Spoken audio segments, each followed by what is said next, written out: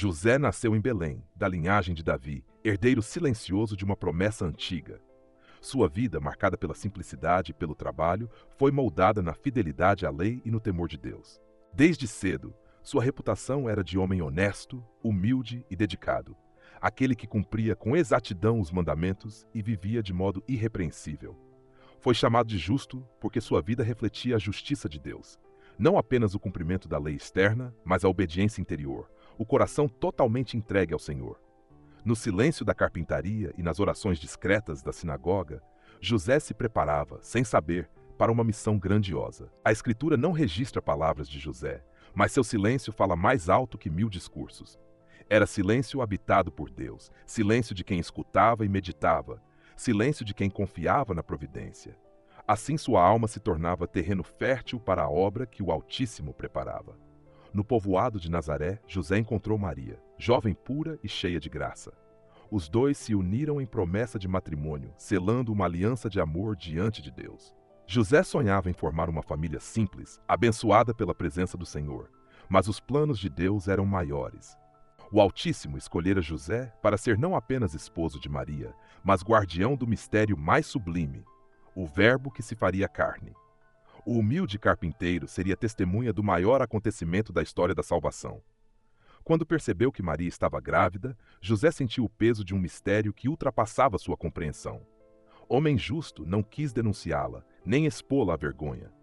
Decidiu afastar-se em silêncio, confiando que Deus revelaria seus caminhos. Foi então que, em sonho, o anjo do Senhor lhe apareceu. José, filho de Davi, não temas receber Maria como tua esposa, pois o que nela foi gerado vem do Espírito Santo.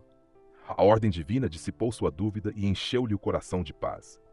A partir daquele instante, José assumiu sua missão com firmeza. Tornou-se guardião de Maria e do menino que nasceria dela. O justo de Nazaré, humilde carpinteiro, foi elevado à dignidade de ser pai adotivo do Filho de Deus, protetor da Sagrada Família e cooperador fiel no plano eterno da redenção. Chegou o tempo em que Maria deu à luz o Filho de Deus. O imperador ordenara o recenseamento e José, obediente às leis civis, levou sua esposa grávida até Belém, cidade de seus antepassados.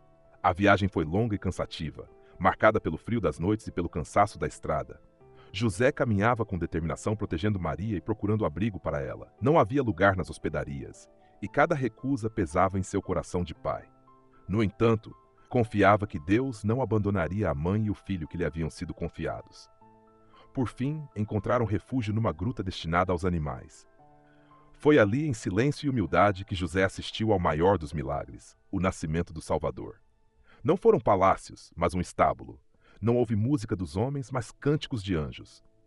José, emocionado, tomou o menino nos braços, envolveu-o em pano simples e o colocou na manjedoura. Seus olhos contemplaram o rosto de Deus feito criança, e seu coração entendeu que sua vida já não lhe pertencia. Tudo deveria ser entregue ao serviço daquela pequena vida. Logo vieram os pastores, anunciados pelos anjos, e depois os magos do Oriente. José recebia cada visita com reverência, sabendo que a glória de Deus se manifestava naquele menino. Sua missão era clara: proteger, sustentar e guiar aquela família santa. A humildade do presépio se tornava escola para o carpinteiro de Nazaré. Ali, José aprendeu que a grandeza não está no poder humano, mas na obediência aos desígnios divinos. Ele, homem simples, havia se tornado testemunha da encarnação. Ao redor da manjedoura, José vigiava com um olhar atento. Cada choro do menino, cada gesto de Maria, era para ele um chamado à entrega. Não buscava explicações, apenas permanecia fiel ao que Deus lhe confiara. Assim começou a missão visível de José, não apenas o cuidado material, mas a custódia espiritual daquele que era Rei dos Reis.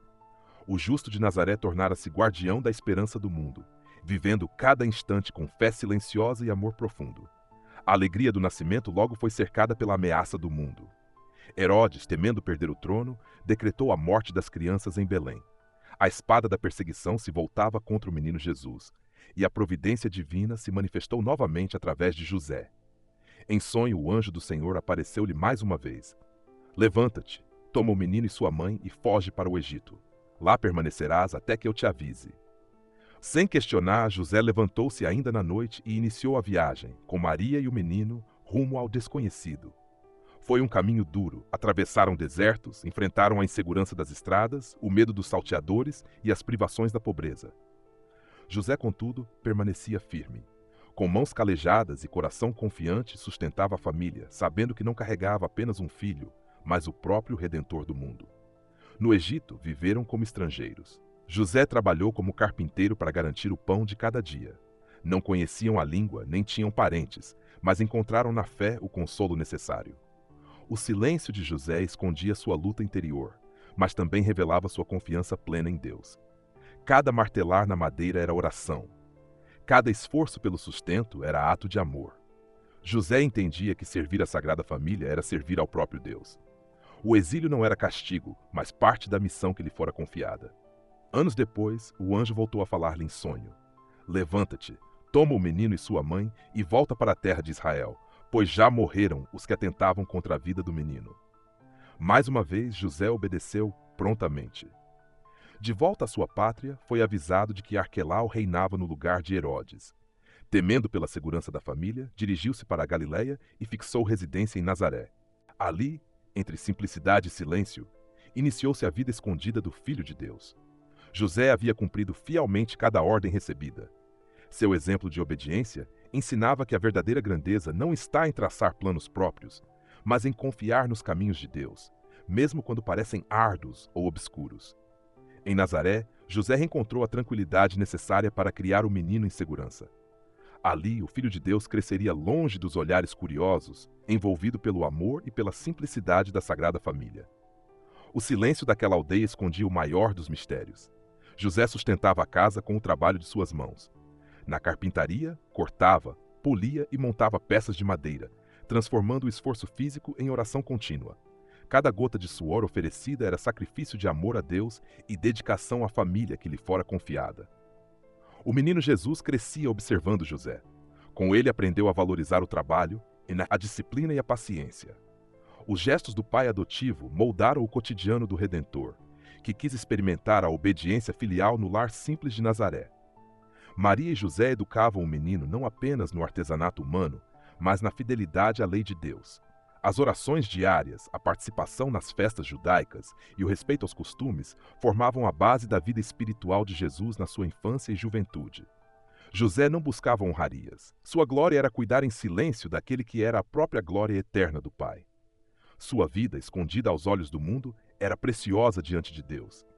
Ali, no anonimato, José mostrava que a santidade não depende de feitos grandiosos, mas de fidelidade no ordinário. A carpintaria de Nazaré tornou-se escola de santidade. O trabalho, muitas vezes cansativo, era permeado pela presença de Cristo, transformando cada gesto em ato redentor. José ensinava que o labor honesto santifica e que o dever cumprido é caminho seguro para Deus. O silêncio de José guardava segredos que nenhum outro homem conheceu. O crescimento do Verbo encarnado, a convivência diária com a Mãe Imaculada, a vida simples e santa que preparava o Redentor para sua missão pública. Assim, em Nazaré, José viveu os anos mais fecundos de sua missão. Silencioso, fiel, trabalhador e justo, sendo imagem viva do Pai do Céu. Modelo de todo pai de família e protetor de todos os que confiam na providência divina.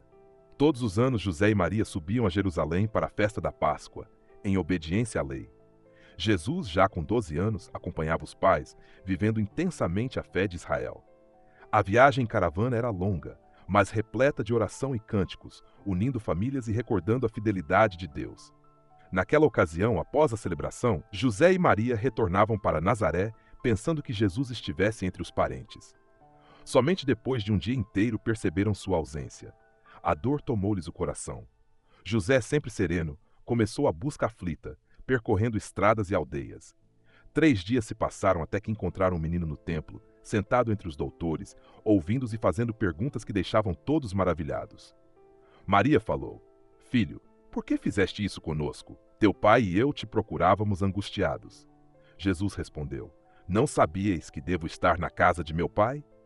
Palavras que revelavam a consciência da missão divina, mas que José acolheu em silêncio, guardando em seu coração o mistério do filho que crescia diante de seus olhos. A volta a Nazaré foi marcada por obediência.